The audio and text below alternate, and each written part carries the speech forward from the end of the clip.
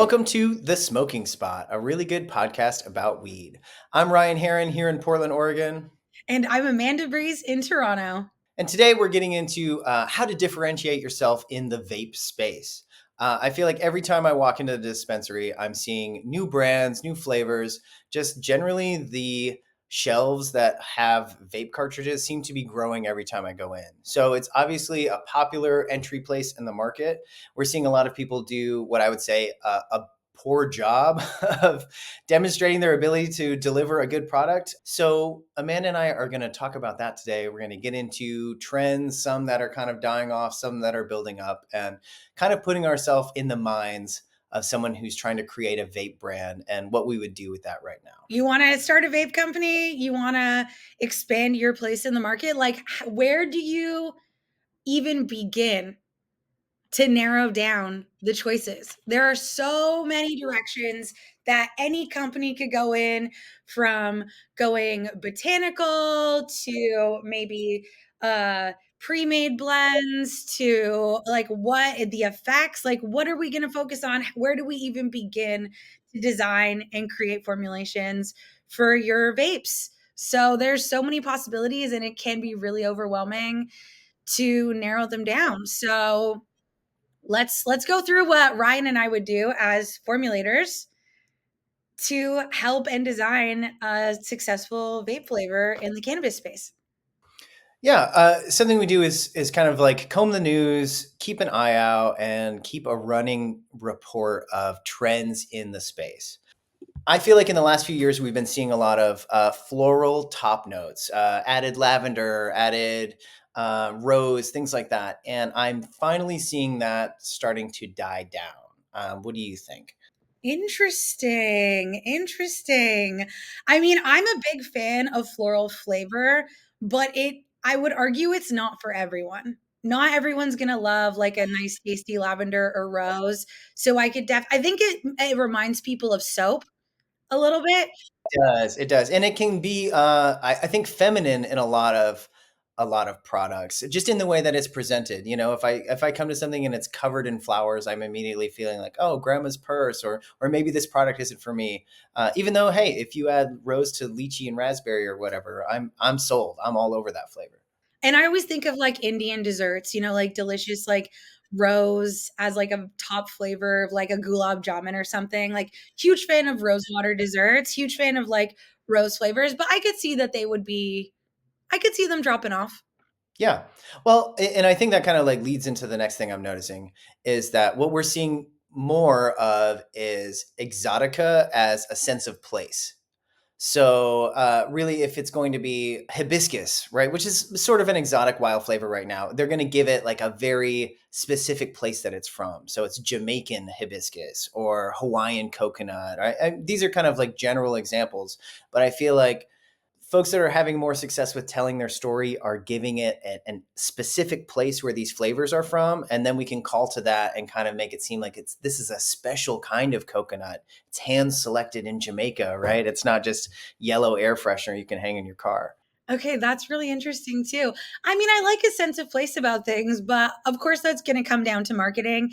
And I think if you are marketing focused in terms of launching your vape, which arguably most companies would be, there's a lot of like interesting ways that you can market a product that is a little bit more accurate because chances are the coconut is made in a lab, not extracted from a coconut tree. We have an agricultural product here. So we do have the opportunity to say, okay, this is Ontario blueberry or whatever it can be, right? We can give it a specific flavor and the location there, whether it's bullshit or not. I think you said marketing led.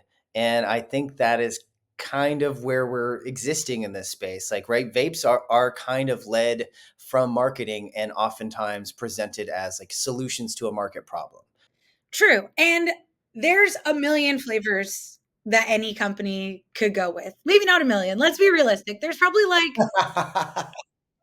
500. Okay, like there is like a certain limitation. No, there's not millions. I mean, one could argue we could mix and match any number and come up with a million combinations, but realistically, let's say there's like 500 flavors. I feel like a lot of them tend to lean towards similar flavors that you would find in edibles and gummies, which is cool. I like that.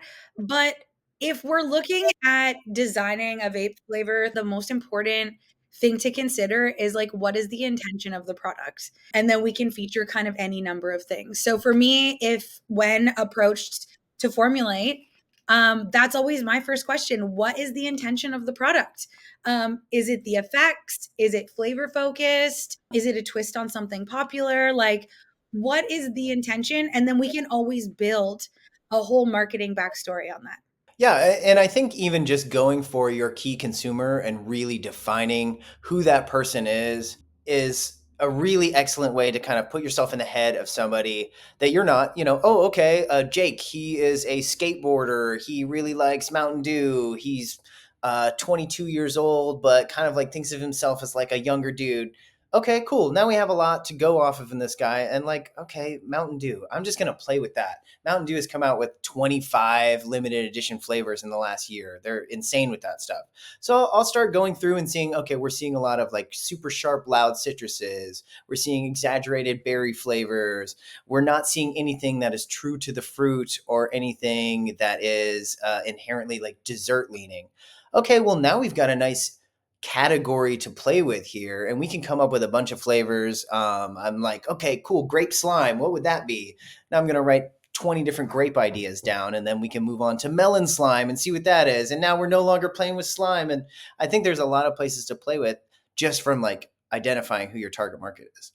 So true. I've been seeing there's some new vapes on the market here that are, I think, targeting more of an adult audience. I know obviously only adults are really targeted in general, but an older crowd because they're leaning, okay, like Mountain Dew flavor, kind of a fan. Just for the record, I want to state that I'd be down for that. But if you're targeting more of, how do we say this, not offense, an elderly crowd, a more mature audience, I think that effects end up kind of being where the marketing lies. And we can't market effects here in Canada. So what I've been seeing is vapes differentiated by daytime and nighttime use. Okay, I like that more than indica sativa. If you can't hear my finger quotes, I'm putting them on pretty hard. So yeah, okay, I prefer that. What else can you say in Canada? You definitely don't wanna highlight the effects, and there's definitely, like, limitations on the flavors that you can use, as we've learned, but it's, effects is the big no-no. We don't talk about any effects. So what I like about this sort of rebranding of these vape pens is they're just calling them day and night, and that move alone opens up while narrowing down what we might use to flavor those pens, right? Yeah. If we're talking to a brand and they're like, "Oh, we really wanna launch, like, a nighttime flavor," there's certain flavors that lean towards nighttime, like, culturally, but also effects-wise, if we're secretly talking about effects, like, we wouldn't have a high citrus. That's definitely culturally, like, a breakfast energy. And then if we're looking at effects, we know that limonene is stimulating, so that would fall into, like, the daytime vibe. For nighttime, maybe we would go into the florals, maybe we would go into the bakeries, right? Maybe we would go into, focusing in on primary terpenes like a myrcene or a beta-caryophyllene, and then designing a flavor profile around really specific terpenes to be highlighted. Yeah.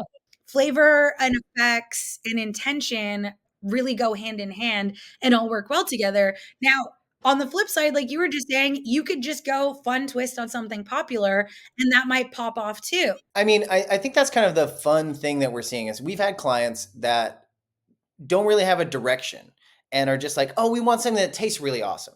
Or, hey, we brought you this list of 10 things from Chatbot that are popular flavors. Now, a popular flavor doesn't necessarily translate to a vape pen, right? Or translate to the cannabis industry in flavors that we might expect or whatever. Creme brulee is a popular strain.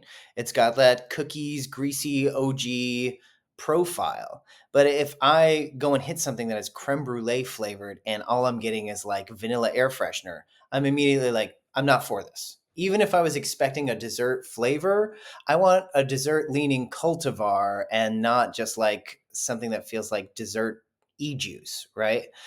So I think there's a fine line to walk there, especially when your consumers are expecting one thing and you're trying to deliver on all fronts. Like it has to have flavor, it has to have effect, and it needs to taste like candy, and it needs to be cheap. It's like make some compromises and find like your lane and stick to it. Absolutely. And that's two of my favorite points to bring up in any consultation. One is, for the love of God, do not use ChatGPT to find popular flavors. It is so obvious as professionals when we see a list of ideas when they have been generated from ChatGPT, and it's AI has never tasted anything. It's never smelled a terpene. So it's going to base its information off of a lot of things. Every once in a while, we'll find a gem in the chat GPT list, but generally not. That's why it's like, let's just start from the beginning and really review what our intentions are for this end product. But also, the second thing that I is so important to formulation processes, especially when working with terpenes, is the idea of a flavor and the actual flavor itself. So recently, I picked up some samples of pre-made blends of terpenes from a company. We won't name the terpene company.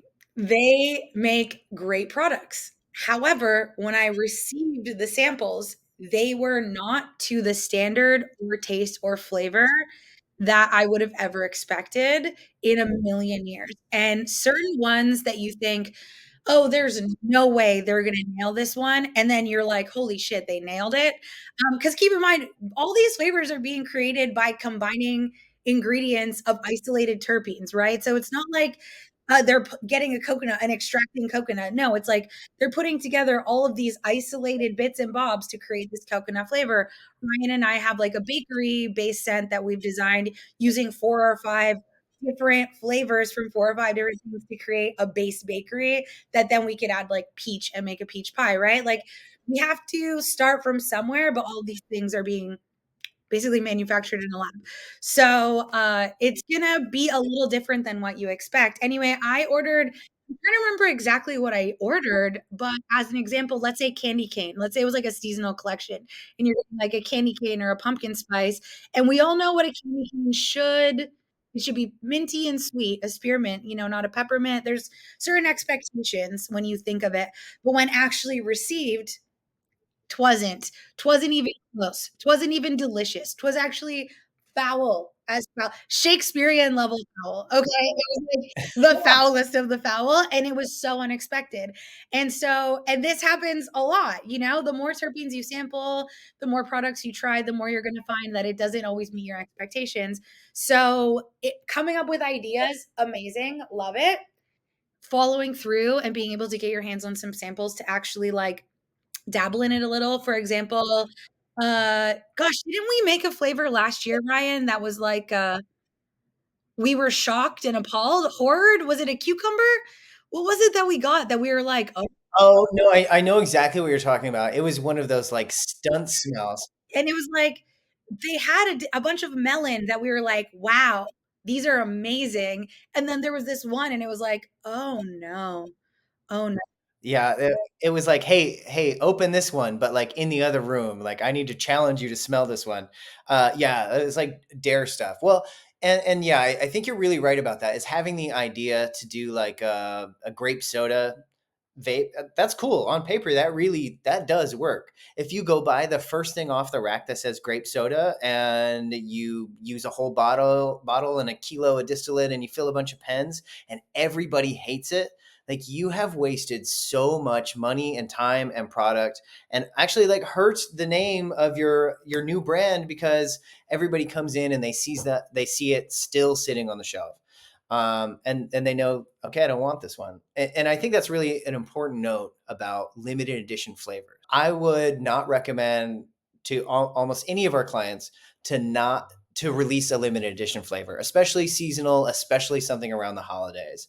I feel like so rarely is that a home run, and almost always you're stuck with product at the end of it, or people are like, hey, it's February and I've got all these candy cane vapes sitting still on my shelf. Like I have to fire sale them or I have to reach out to who I got them from and say, like, these simply aren't moving. So put that energy into your initial launch and start with like 12 flavors, knowing that you're going to cut it down to like 4 or 5 of the best ones. Then everybody gets to try those out and you can really see what your like which flavors are leading the market that you've released, and then you can kind of double down and make more, watermelon horchatas or whatever, whatever's the flavor du jour. Also, it's really easy to get in touch with terpene companies and to get your hands on samples. It is very affordable. Sometimes they'll send them to you for free.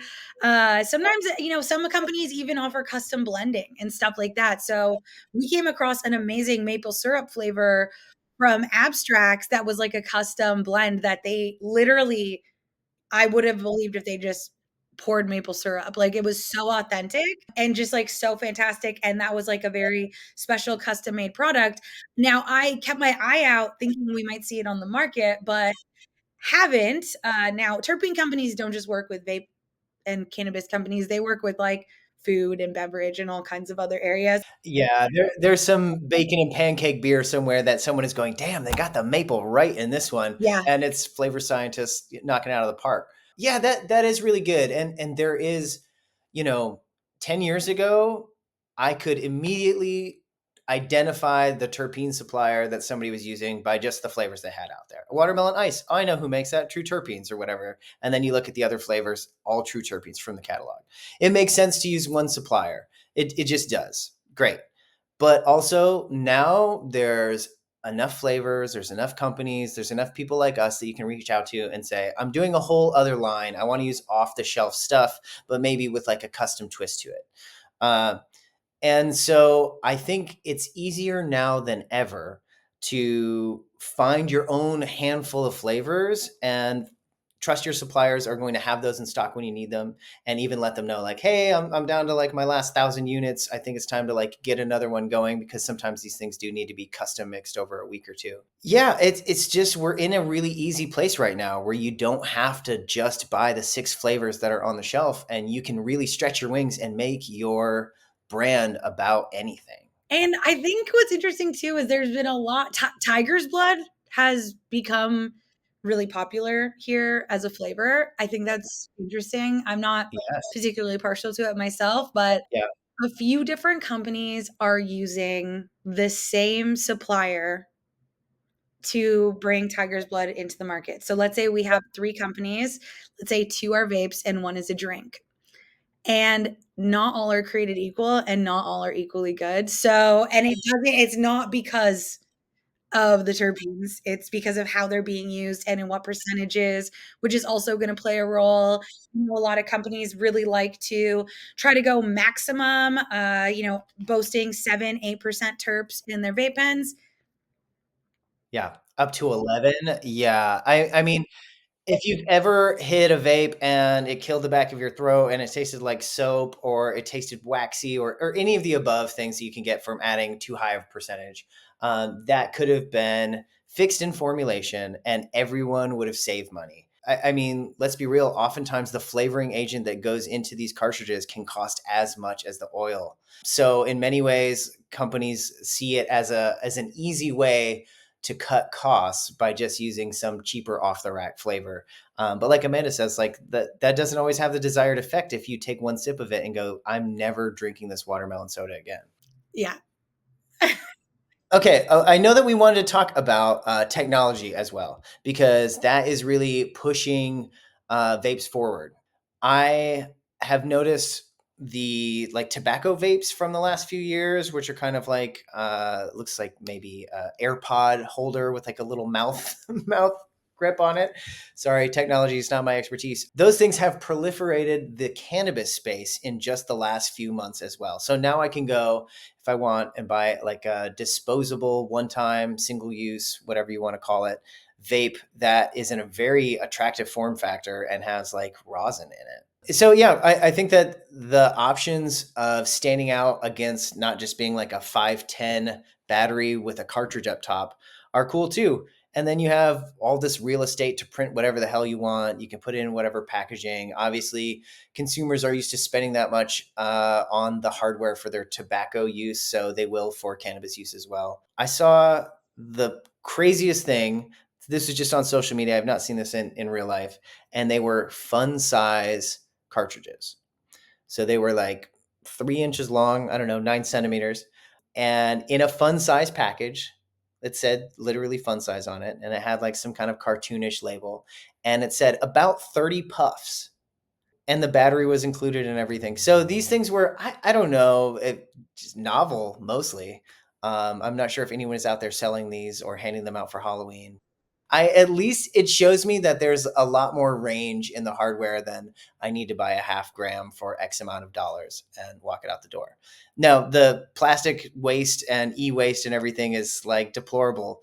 But hey, maybe we can solve that. I don't know. I'm actually horrified at that. That's horrible. I hate everything about It is bad. It's very trap. You know what I mean? It's very like, oh hey, I got a bag of these overnighted to me from some dude in a mystery location. I would likely not hit one of those more than once, but I have to say, when I was working at True Terpenes, the amount of like mystery hardware and stuff that was coming through there was at least fun to admire. the Congo. That's all I can think of. I'm sorry. All I'm thinking of is the Congo. Like, that's a lot of e-waste. That's a lot of child slave labor for 30 bucks. I mean, I mean, really, the whole category is, and we're not getting better about these things. The things that I'm talking about in the last like 5 minutes are actually like adding junk onto the oil that, like, a C cell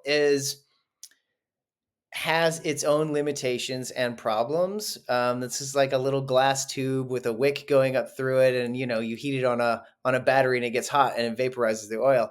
But it's probably better than something that looks like a little iPad. Our goal today is to really encourage companies to make vape pens. So if you guys can figure that out, that would be super. Thank you so much. So okay, let's see here. Thoughts and feelings. How do you feel about like a quick fire of questions that brands should consider to differentiate their products in the market? Like, can we rock out like a quick fire of questions we might ask in a consultation? Sure, yeah, yeah. What do you got? Let's get it started. Okay, I have nothing written down. This is just from the old fucking cabeza here. Oh, hot potato, yeah. This little hot potato. Here we go. So my first question would be, what is the intention of the product? Yes. And then, we want to get into who the target market is. Love that. Are we interested in focusing on the flavor of the pen or the cannabinoids in the pen, as in the effects? Yeah, and then I want to ask them if there's any sort of altruistic things they want to point to. We use all organic ingredients, things like that are going to look nice on the label. Let's see. I like this challenge a lot. Yeah, it's getting harder. If they're interested in creating custom flavors or using something out of the box. Yeah. And then I want to talk about their budget and their price range per cart, what they had in mind. I think that's a good way of thinking about it, per cart. Ooh, that's a good one. Price point is going to be a really good one. How about if they have any popular flavors in their products already, whether it be flower products or other vape products that they want to build off of? Yeah. And then in that same vein, we'd probably talk to them about if they have any existing relationships with suppliers that we might be able to piggyback on so they don't have to switch that up. Ooh, that's a good one too, right? Okay, I'm getting nervous. I'm running out of questions. You can just edit this all down and make you sound just so quick. I like that. Ryan's stumping me. Okay, yeah, I'm gonna edit it down so we sound like geniuses. Okay, let's see. The question is how to differentiate yourself in the market. I'd be curious about their level of risk taking in terms of producing a new product because we do see, as you mentioned, floral, fruity, like the obvious classics, a lot of dessert, candy flavors. Are they interested in branching out into something weird like heavy gas or a heavy stink or a cheese, maybe leaning into the savories? I think that's great. And then checking in with them if they have any other ancillary products planned to be part of this same wing of their company, like gummies with complementary flavors, things along that line. I love also like goals of marketing, considering where the marketing is going. So some vape brands recently have been really centered, let's say, on like creating a line of dessert flavors or soda flavors, or are they leaning more towards the medical side of things and more medical patients and having flavors that sort of match that group? Well, and then we've seen some clients that are conscious of changing regulations and are kind of aiming for where they feel like regulations are going. And we've seen others that are just like, hey, right now this is up, so let's run with it. So I'd be interested to see like their long term plans with the flavors and if they're gonna print 100,000 labels or 10,000. How married to this selection of flavors are they? I love that. There we go. And if that doesn't get you started with your vape company, then I don't know what will. Yeah, once you've thought through all of these fantastic questions with or without us, then you want to order in your samples. Like that is really the next step, is getting some samples in your hands so you can actually taste them. Because again, all of these ideas are wonderful until you actually get your little fingies on them. And we've had some flubs and we've had some wins, right? Like the thing is, sometimes you don't know until they're right in your hand, and we can imagine a recipe based on our expertise and experience. But even Ryan and I get stumped every once in a while when something, a flavor is just way more rogue than you could have imagined it being. Yeah, yeah, things go funky really quick and can get bad like just as quickly. So yeah, I think finding that balance and finding something that like resonates with a big group of people is going to be difficult all around. So get these things in and smell them and get everybody's nose in them. And we like to do an in-person presentation if we can. Sometimes that's just like, okay, we got to send you some samples across the country or whatever, and then we'll hop on a Zoom and talk about it. But I feel like evocative descriptions tend to bridge the gap between the skeleton of strawberry and a strawberry scent. So when you're smelling something and you're also reading the notes that go with it, that's much closer to the what the consumer is going to get when they buy a cartridge in a package covered in strawberries and it's called strawberries and cream, and you open it up and you get a strawberry sticker and you screw it on your thing and you're like, holy cow, this tastes just like strawberries. Yeah, versus the horror opposite, which is when you open it and it doesn't taste like strawberries. Like that's the experience we want to have, not our clients, not their clients. So it's important to, nip that as early as possible in the formulation game. So that's kind of how we approach formulation. I mean, that's the start of it, right? The idea, coming up with where you want to go, and then really creating products. Like Ryan, have you mentioned some flavors that are going out of fashion. Have you come across any flavors recently that are finding new footing? Yeah, I really do like the fact that we're seeing sort of yuzu has been becoming more popular over the last 10 years, to the point now that I think you can say like yuzu lemonade and people know you're getting this like Japanese citrus fruit. Things along those lines where we're seeing like more cosmic crisp apples. We're calling things by their like specific names, and things that like maybe you couldn't get your hands on outside of like a high-end grocery store or a farmer's market a few years ago are now like the thing on the label. I recently was visiting some friends in Alberta. I was at Camp Canna. I was in Alberta. Yes. The kids I was visiting, my friend's kids, they played a little trick on me. They gave me a jelly bean that was flavored like a hot spicy pepper. Ooh. It made me want to puke, like a lot. Like a lot. And it's part of like a mystery jelly bean collection. It's like they're supposed to be tricks. And I knew there was a trick happening because I could just see it in their little eyes, Yeah. but I ate the jelly bean. I ate the jelly bean. I mean, it's a jelly bean. You can eat it, right? Well, no, it was really, really bad, Ryan. Like I was gagging, like not even as a joke. Like I think I'm gonna puke on these children level. It was so spicy. It was so spicy, and like the flavor just wouldn't leave. And I think that's the idea. But it really think a lot about flavor creations. And I think like there's some room for quirky flavors. I know in the beginning here I was really into the tweet. Tweed was one of the first drinks on the market. They're a shit company, but they did come up with some of the first bevies, and they had their houndstooth flavor. Houndstooth is not a flavor, that's a type of fabric, so it was kind of mysterious to begin with. And the flavor itself was reminiscent of like wet grass dirt. Like if you just like licked wet grass after a rain, like it tasted just like this dirt flavor. Huh. And a lot of people didn't like it for obvious reasons. I personally loved it. I liked the dirt flavor. I thought it was fun. I thought it was manageable. It wasn't overwhelming, and I wouldn't go eat a cup of dirt, but, like, I'd still buy that drink. Yeah, I mean, I think there's a lot of room for stuff like that too. I just wrote, we just did terpenes or tannins and terpenes, which is the pairing issue of the Oregon Leaf magazine every year, and we find things that make really great pairings with the concentrates or the flower or whatever. And I really wanted to talk about all of the adaptogenic drinks that are dropping right now. Yum. Hiln is what we ended up focusing on because you can buy them at Target. They're really easy to find.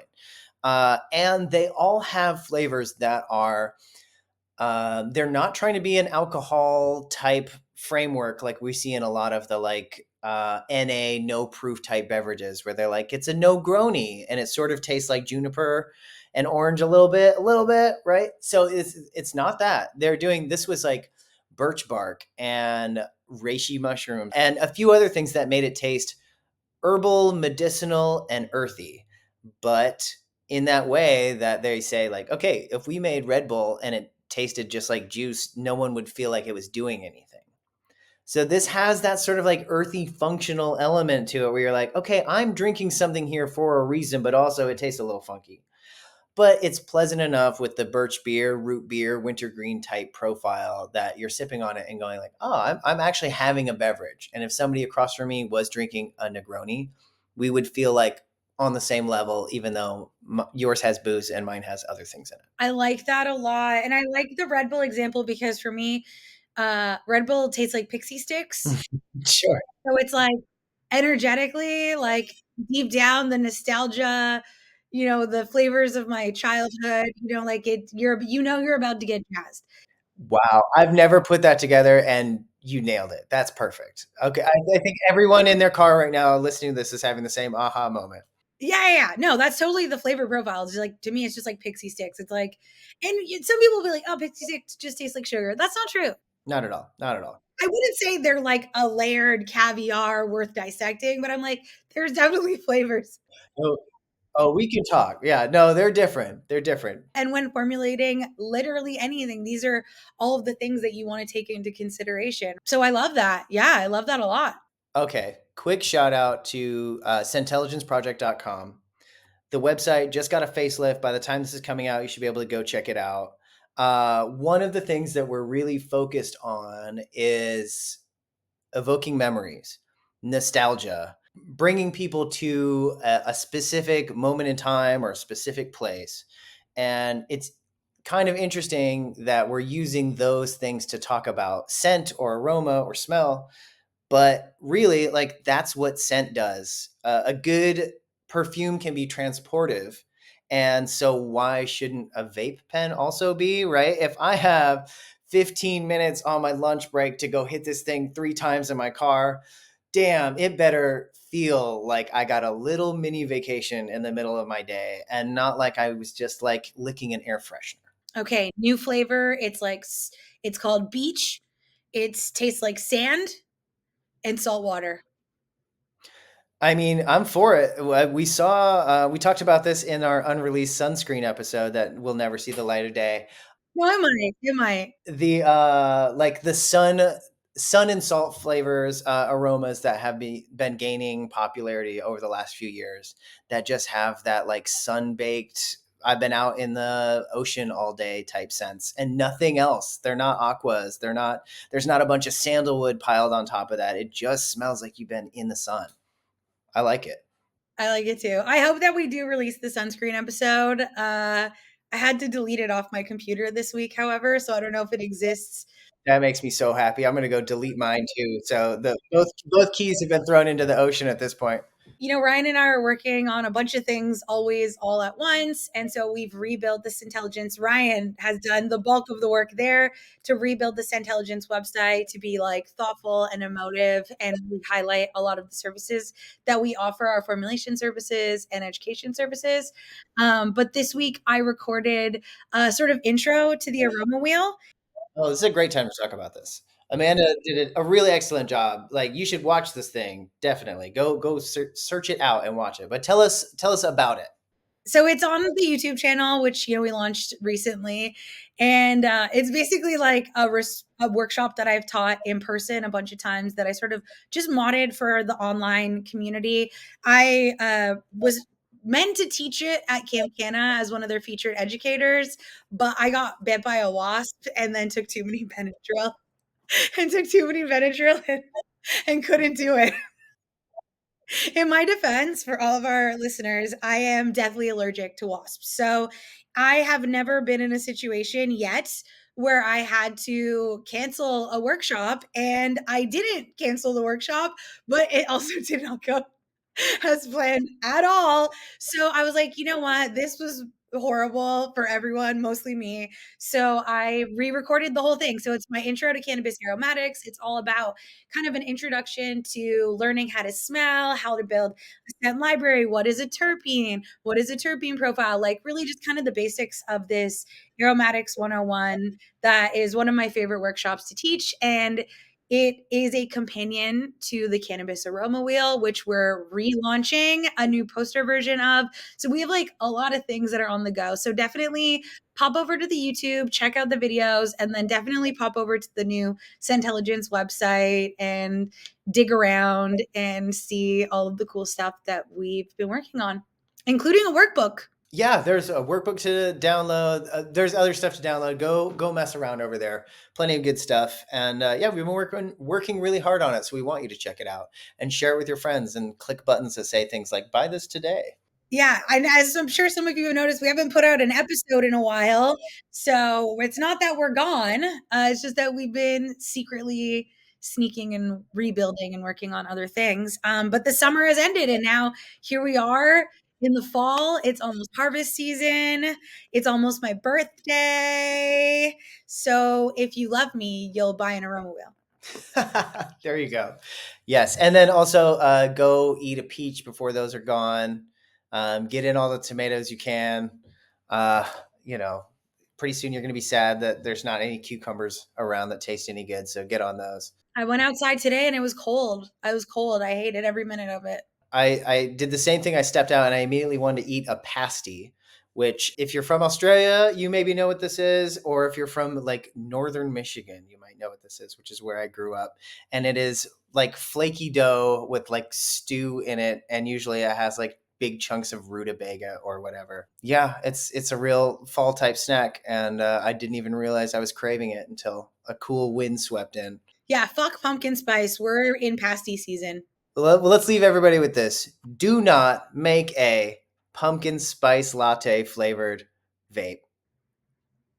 Mwah. Signed, Scenttelligence. No matter how much ChatGPT tells you. It will too. It will. Although we've mentioned this in other episodes, but it's actually, as you know, not possible because you cannot do cinnamon flavored vapes. Yes, I think it's cinnamon converts to cinnamaldehyde, which is quite terrible for you to ingest, especially to breathe. Dangerous in all forms on the skin, in the lungs, etc. Ryan and I have done. We're just dabbling in the videos. You guys might be watching this. You might be listening. We're dabbling, but a lot of our old episodes really dive into a lot of science that are audio only. So if this type of information intrigues you, you can pop over to the YouTube and check out my new workshop video, or you can pop over onto Spotify or wherever you listen to podcasts and check out some of our older episodes where we really dive into like this flavors you can't do. I wish I could remember the episode name for that one. Ooh, everything I want to do is illegal, something like that. Okay, yeah, go find that one. All right, everyone. Like, share, subscribe. All that stuff actually helps. And stay tuned. There's more next week. Said no matter what kind of pain and anguish life may bring you, oh, smoke it up, hold it down, and don't ever stop. Well, you can always find your smoking spot. Yeah, you can always find your smoking spot.